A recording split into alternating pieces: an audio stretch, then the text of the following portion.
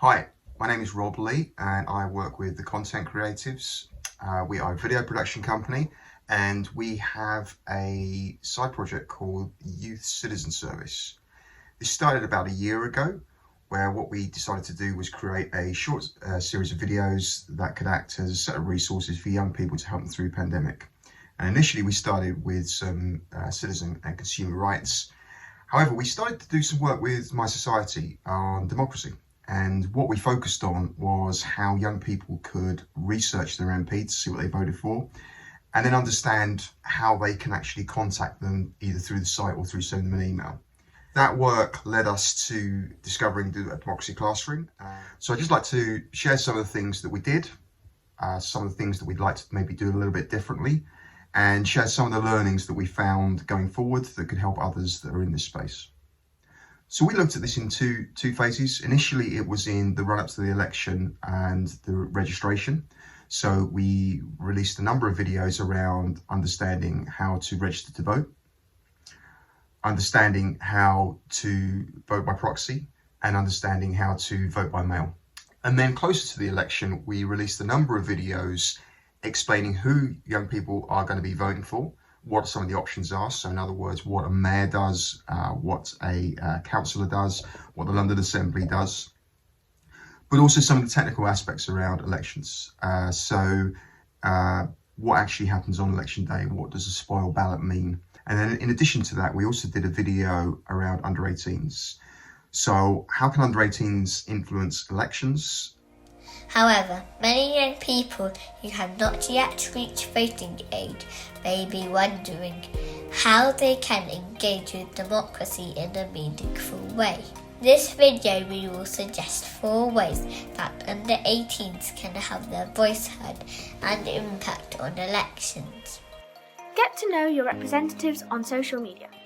Even if you can't vote in this election, that doesn't mean that you shouldn't communicate with your representatives, as at some point they will want your vote.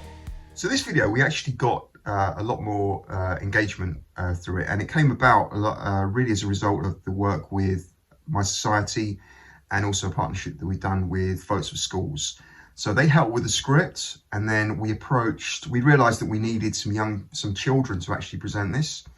So we approached City Hall. We've done quite a lot of work with them with their peer outreach team, which is a group of 18 to 25-year-olds who do a range of GLA-based projects across London. However, they've also got an under 18s group called the Link Up Crew. And what we did was approach them and said, we've got a short script, series of things that under 18s can do to influence the election.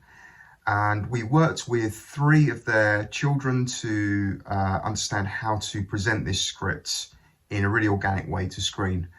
And that video is now still being shared in City Hall, but also it really is a fundamentally important video because it spoke directly to children. The other video that we consider quite successful was how to vote on election day. And that was certainly a technical aspect of here's what you can expect, here's how you can cast your vote. Here are some of the things that you need to take beforehand. Here are some things you don't need to take beforehand. What do you need to take with you?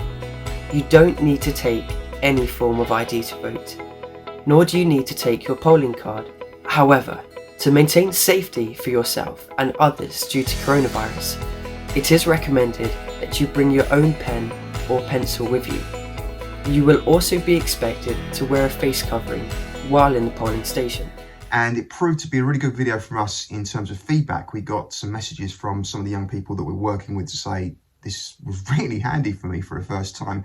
And we got a couple of comments on the YouTube page as well, saying this really took the stress out of my first voting experience. I knew exactly what to expect when I turned up. So those worked out well for us, but I think going forward, one of the things that we've realised is that young people really want to share their voices about why they have decided to vote or they're deciding not to vote, and what politicians can potentially do to persuade them. Many young people we're talking to are feeling disenfranchised, and we, going forward, want to share their voices and highlight their concerns. So one learning that I'd like to pass across that certainly we picked up on is that if you have a target audience that is young, it helps to have a young presenter or young voices presenting or communicating your messages. This helps build trust. This is more relatable because it's the age range. So if you're interested in having young people present your content, please feel free to get in contact with us. We have a group of young freelancers who we have trained up to a certain level, but also we can help train groups or cohorts of young people to actually create content with a smartphone. So, like I say, this has been a great experience for us. Please feel free to get in contact if you'd just like to chat about this or anything else. My name is Rob. I'm from the Content Creatives, and I'll put my email below.